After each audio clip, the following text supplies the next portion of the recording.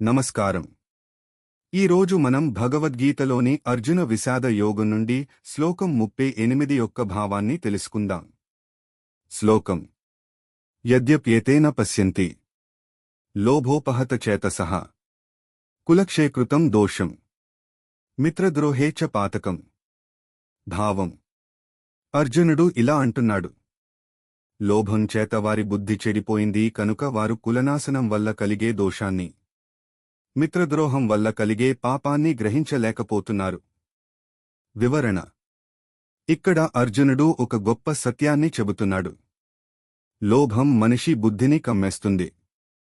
అప్పుడు సరైనది, తప్పు అనే భావం కూడా తగ్గిపోతుంది. దుర్యోధనుడు మరియు అతని సైన్యం లోభం కారణంగా ఈ యుద్ధం వల్ల కలిగే నష్టాన్ని గ్రహించలేకపోతున్నారు అని అర్జునుడు భావిస్తున్నాడు. ఇది మన జీవితానికి ఇచ్చే సందేశం. లోభం మన నిర్ణయాలను తప్పుదోవ పట్టిస్తుంది.